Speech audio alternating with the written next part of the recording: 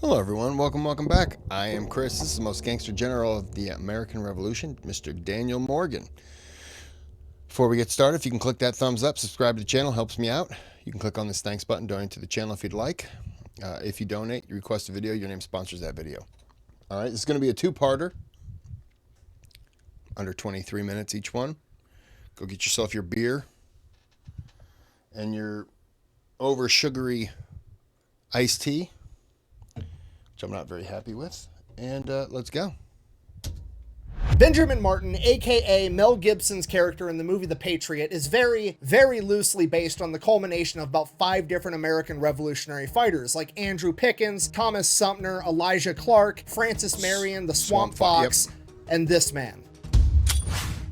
Today we're talking about the most gangster general of the American Revolutionary War, the undignified guerrilla, Daniel Morgan. During the American Revolutionary War, General George Washington would take all of the riflemen that none of his other officers wanted, put them into one unit called the Provisional Rifle Corps, and put them under the command of Daniel Morgan, a man whose battle tactics George Washington described as undignified. They quickly adopted the name Morgan's Riflemen and became known for their guerrilla warfare tactics of hiding in trees, picking off high-ranking officers, and disrupting enemy supply lines. According to General Horatio Gates, Morgan's Rifles was the American Army Corps that the British military feared the most. They are the primary reason for the American victories at Saratoga and the Battle of Cowpens, probably the 2 most important battles of the Revolution, responsible for turning the entire tide of the war. And we're going to get into it right after a word from our sponsor. Delete me. 2, huh? Yeah. How do they do it in the movies? They don't. No, nobody does that in real life. Yes, they do. No, they don't. We'll talk to Keanu Reeves. That's a movie. Yeah, but he does it in real life. Delete me. Selling check that date. Data. Delete me. Continue. All right, our story begins in 1736. Ish. We don't really know when he was born. We also don't really know where he was born. We know that he was born in either New Jersey or somewhere in Pennsylvania. We do know, however, that he's a big dude. He is described anywhere from being 6 foot to 6'4" and built like a brick shithouse by today's standards, and by 1740 standards, this dude's basically a giant. He doesn't really start popping up in historical records until he's 16 or 17 years old, and that actually happens in the Shenandoah Valley of Fredericks County, Virginia. Now, this is actually a bigger deal than a lot of people might realize, okay? Because at the age of 16 or 17, Morgan got in an argument with his father, ends up leaving home, going out on his own, which is fairly normal, but he went to Virginia, which in the 1730s, 40s, 50s, Virginia is still very much the wild frontier at this point. Now, that sounds a little bit strange to some people because when you hear the wild frontier, most people instinctively think of westward expansion. They're thinking of like cowboys and Indians and pioneers and the Oregon Trail and the Gold Rush. Okay, westward expansion is not going to start till 1803, and that's going to go on for a century after that. This is like really kind of the other side of the Appalachian Mountains. So this is like Kentucky, Tennessee.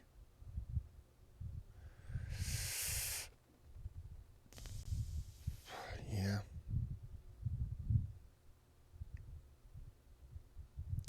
Mississippi. No, it was more. Yeah. Yeah, that's what I'm guessing.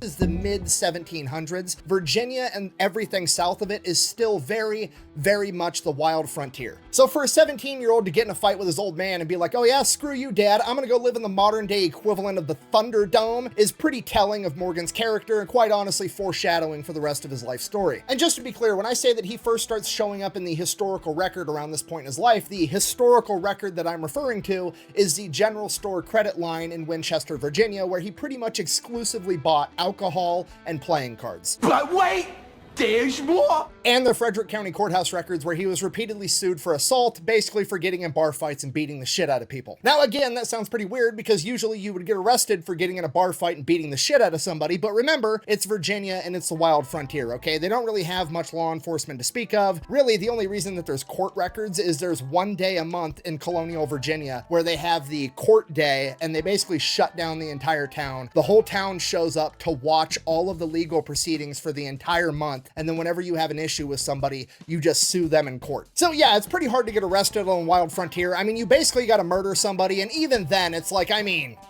Was he asking for it? What happened? Well, first of all, Your Honor, this motherfucker was going 5 miles an hour below the speed limit in the left lane of the Oregon Trail, which is outrageous because everybody knows the left lane is for crime. Then we finally get into town. I'm late because he won't get his wagon out of my way. He comes up to a red light and then he just sits there. There's no traffic. He's turning right and doesn't go right on a red. He sits there and he waits till a green, at which point I got out, I beat the shit out of him. I don't know what happened. He fell down, he turned blue, and now here we are. To which the judge is probably like, yeah, we're definitely better off without that guy. Innocent, free to go.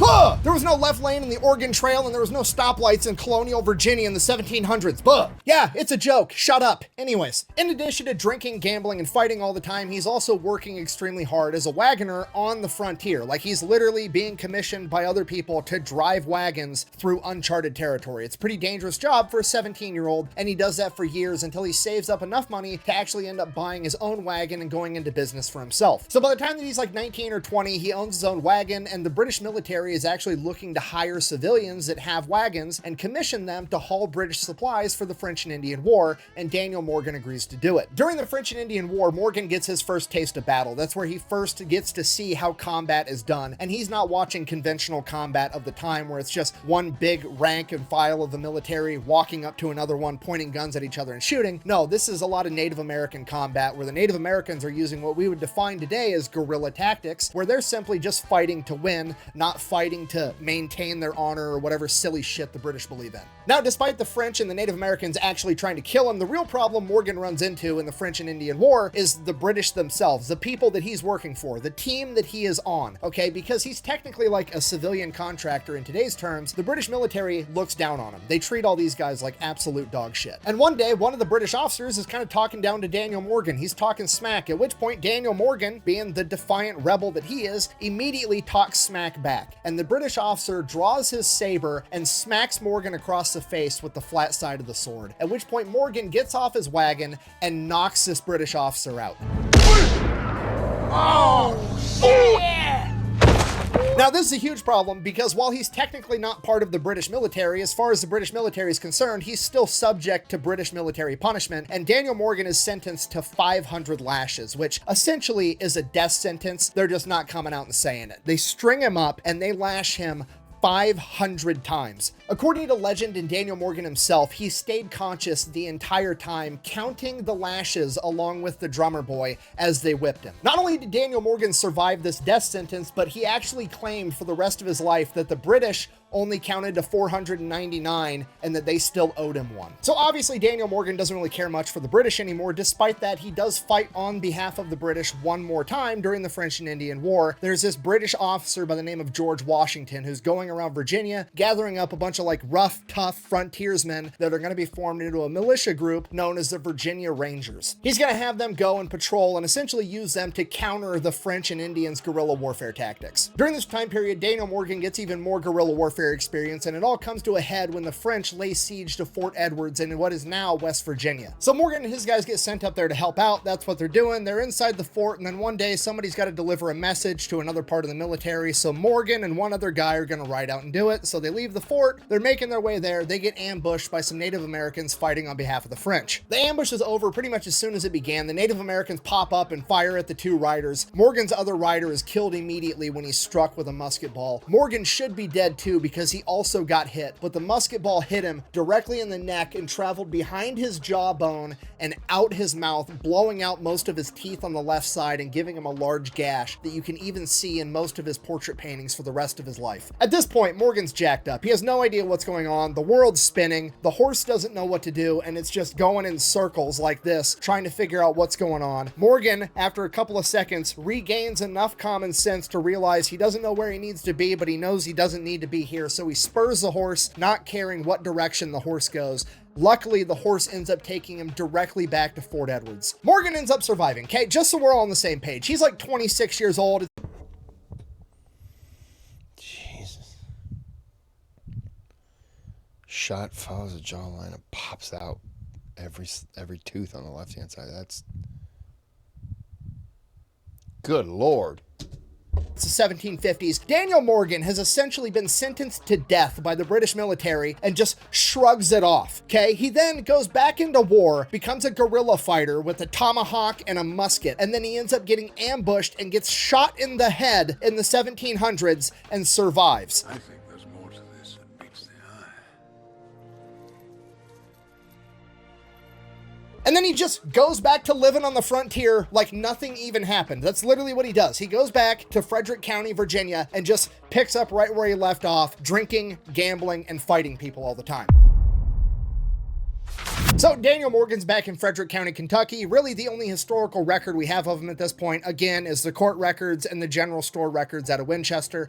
Same thing. He's getting in bar fights. He's drinking. He's gambling. He's doing what he does, okay? Now, despite what I said earlier about being very hard to get arrested in Virginia in the 1700s, he does manage to do it on several occasions. In 1760, he actually steals a horse and a cart, and being a horse thief back then is kind of a big deal, so he does get arrested. He gets ordered to pay back the horse. And then the very next year, in 1761, he gets arrested again because he burns down the tobacco shack of a man by the name of Jeremiah Wood. Now, I don't know the circumstances that led up to this happening, but it did happen, and Daniel Morgan proves to be the main character yet again because Daniel Morgan goes into court and pleads guilty. He walks in front of a judge and a jury, and he's like, yeah, I did that. And the judge and the jury are like, I don't believe you. You're innocent. And Morgan's just like, dope. All right. Then a couple years after that, in 1763, he apparently changes it up. You know what, Your Honor? I'm guilty. I think you're lying. You've never heard someone say, I'm guilty, Your Honor. Nope, you know what? I think you're lying. Case dismissed.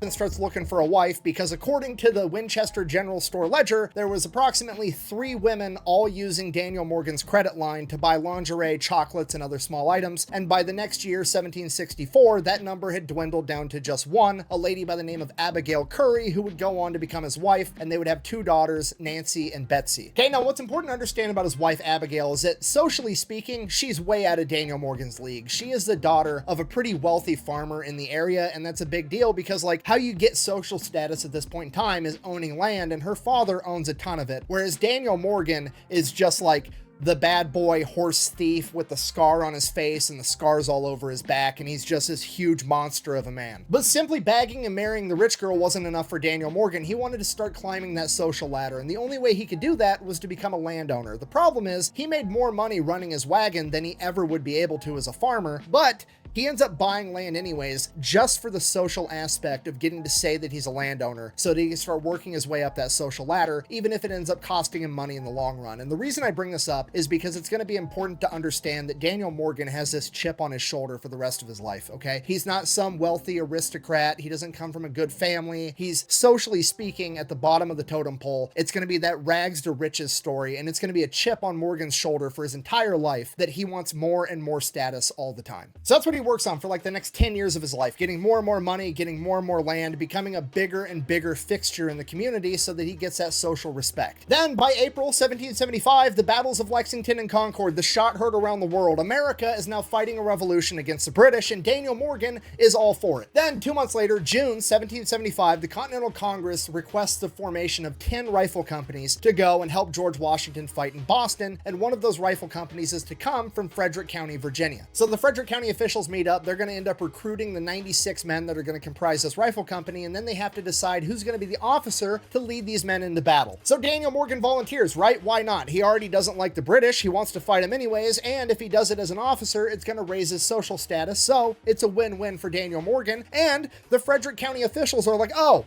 Daniel Morgan, the 6'2" land-owning giant that's apparently unkillable, wants to lead our men into battle. Yeah, you can have the job. Okay, a little bit of important context. I need you to understand these guys are basically like militia. Like if you think of Revolutionary War militia, that's what these guys look like. They're running around. They're a bunch of rough, tough Virginia frontiersmen. They've got Kentucky rifles. They don't have muskets. They've got tomahawks because most of them are French and Indian War veterans. They've got knives for scalping the enemies. They're running around in hunting shirts, not army uniforms. However, they're technically not militia because they are authorized and sanctioned by the Continental Congress, and they're allegedly going to be paid by the Continental Congress as well. So while they are functionally militia, they're technically part of the Continental Army. And the reason I bring this up at all is because Daniel Morgan is going to get a lot more notoriety as an officer of the Continental Army as opposed to a militia officer. Because of that, Daniel Morgan doesn't just want to do it, he's going to set a tone right out of the gate. There's 10 rifle companies getting sent up to Boston to help George Washington. He wants to be the first one there. So Daniel Morgan and his rifle company set out, and they travel 23 miles a day on average for 21 days straight, covering 484 miles to Boston, and they are the first ones there by over a week. Okay, if you've never been in the military or ruck marched or anything, traveling 23 miles a day for 21 days straight is fucking crazy, okay? That's the equivalent of running a marathon and then some every single day, except you also have all of the stuff that you need to live on your back as well. You're carrying a gun, you have all your clothes, all your ammunition, food, the whole shebang, and you're carrying it the entire time. It's crazy. Who's gonna carry the boats?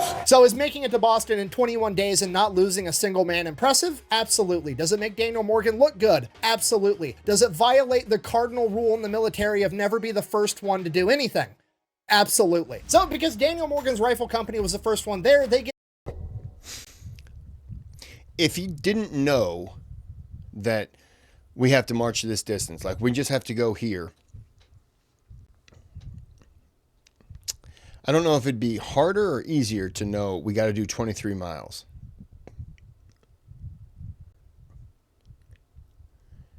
Because it's like 24 miles for me to get to work.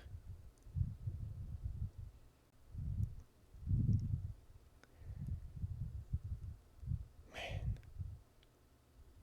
I'm just thinking about walking to work and back.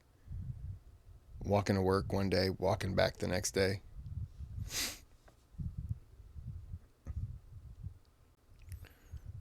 Wouldn't be terrible, but I wouldn't have all the equipment. So, and then, you know, over time, that equipment's going to just get heavier and heavier, it'd feel like. That's not pleasant. Get the unique privilege of being voluntold that they're going to get attached to this mission to go invade Canada. Actually, the second and third fastest rifle companies also got attached to this mission. But the point stands, never make the podium, okay? Just aim for middle of the pack.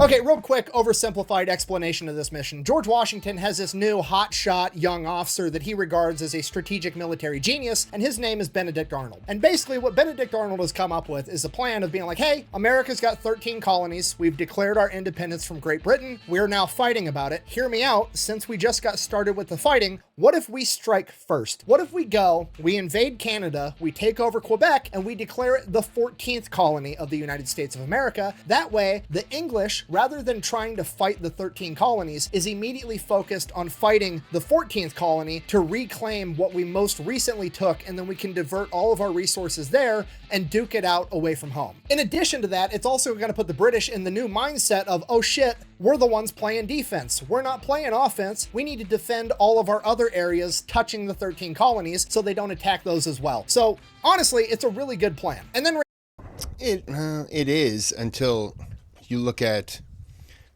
they could just say, okay, instead of taking out Canada, we are going to take out New York and big swaths of Pennsylvania, say. So we are going to cut that in half. Then we're going to work our way over here, you know, down here. And then if they get more people, they could go up and they could kind of split. But that's also splitting the military, which isn't smart.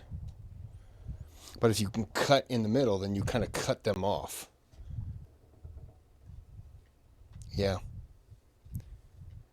It's a good plan, but I'm just thinking strategy-wise, you could just cut them off, and now, and they're, I don't think they would really care about Canada so much as trying to get the colonies under control, and if they win there, then they get Canada back anyways.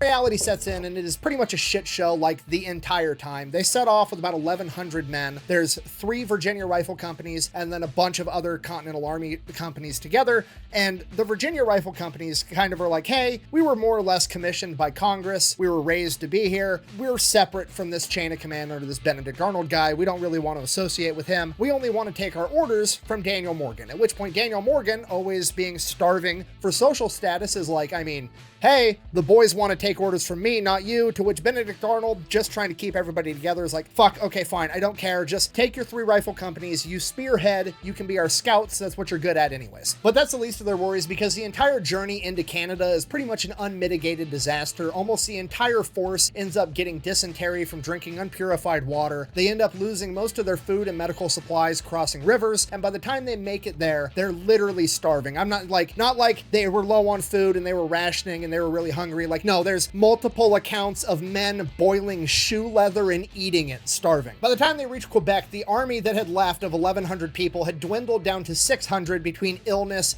death, and dudes just straight up leaving and going home because this sucks. So the army's essentially cut in half already before the battle's even started, and the half that remains is pretty beat up, starving. Benedict Arnold realizes he's not going to be able to take the city of Quebec under these conditions, so he just sets up camp, writes some letters, tries to get some resupply, and tries to get more backup. Luckily enough, resupply does end up making it, and he ends up getting all of his men fed, and then shortly after that, Major General Montgomery shows up with even more men on December 1st, 1775. So now they got more men, they got their guys fed, they go up to Quebec and they're like, hey, here's the deal, how about you surrender? To which the Canadians are like, nah. At that point, they cut off supply lines into the city, trying to starve it out, while they're also setting up a battle plan of how they're going to invade this city and attack. Now, at this point in time, Quebec is a walled city. They have barricades, so they're going to have to end up climbing or breaking through these barricades to get into the city and take it over. The battle strategy that they come up with is that Benedict Arnold's men are going to attack one barricade, and Major General Montgomery's men are going to attack another barricade, and they're going to meet in the middle and then take the remainder of the city. Okay, now fast forward the night of December 30th, 1775. It is the first snow of the year, and that is when the Americans decide to attack. Focusing in on Daniel Morgan and Benedict Arnold's men, the barricade that they are attacking, they have a bunch of ladders and they're going to scale over the top of it. So they go rushing in. Daniel Morgan and Benedict Arnold, both kind of known for being out in front of their guys. Benedict Arnold immediately takes a musket ball directly to the leg, drops him out of the fight completely. Now Daniel Morgan is running the show all by himself. So Daniel Morgan and his men go. They end up getting a ladder on top of this barricade. Daniel Morgan's the first guy up the ladder. Right as he reaches the top, the British fire muskets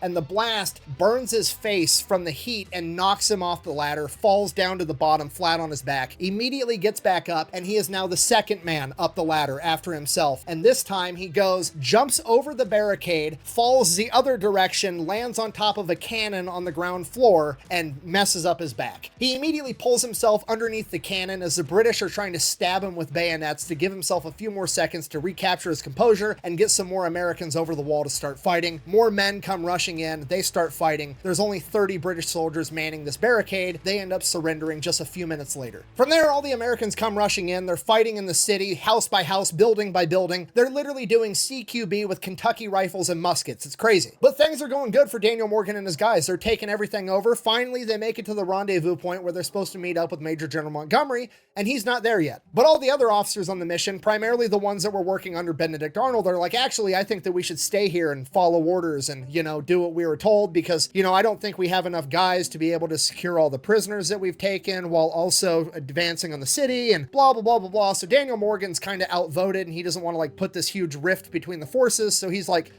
fuck it, fine. I guess we'll sit here on our hands for a couple minutes, and a couple minutes turns into a couple hours, and then it turns into half the day as they're just sitting here waiting for Major General Morgan and his guys to show up. What they don't know at the time is that Major General Morgan and his guys, when they launched their attack on their barricade, Major General Morgan was shot and killed on the spot, forcing them to pull back, at which point his second and third in command launched a second attack, and his second and third in command also died, and then the third and fourth in command are like, fuck this, we're going home. Yeah, they never show up. They're not coming at all. No, no, no. No. Hell no. So Morgan and his guys are just chilling in some buildings and houses trying to stay out of the storm. And then eventually they notice that, oh, hey, that barricade that we took over earlier it's shut now. And there's guys with red coats at the top of it. Did we not leave guards on the entryway that we took over? No, we didn't? Fuck. Daniel Morgan is now beyond pissed. He knew he should have been sitting there waiting for backup to come, and he should have just kept pressing forward. He would have taken over the entire city by now, but he went against his instinct to listen to everybody else, and now it has shot them in the foot. He grabs his men, and they all go marching back to the original barricade. As they come marching up, a British naval officer walks out on top of the barricade. He opens the door, him and some guards come out, and this naval officer that allegedly has the name Anderson yells down to Morgan and his men, "Surrender your arms," to which Morgan immediately shoulders his Kentucky rifle and shoots that guy directly in the face.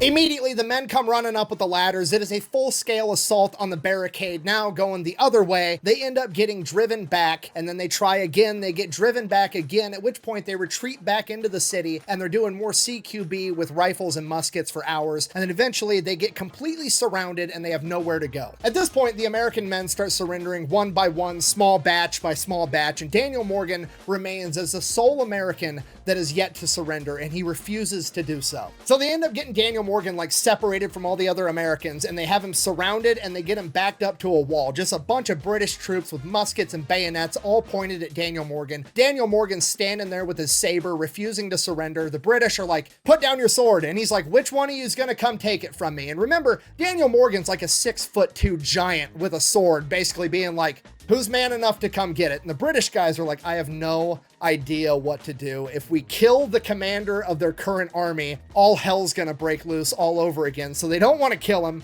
but also they don't want to go try to take the sword in person. So they're like, shit. And luckily, as fate would have it, I don't know if it's divine intervention, I don't know if it's just the main character plot line, I don't know if the British sent a guy to go grab him, but one way or another, a Catholic priest ends up showing up and witnessing this scene, at which point Daniel Morgan, upon seeing this priest, walks up to him with a sword and gives his sword to the priest and says, I'll give it to you, but I'm not giving it to any of these scoundrels. And they take Daniel Morgan and the rest of his men into custody.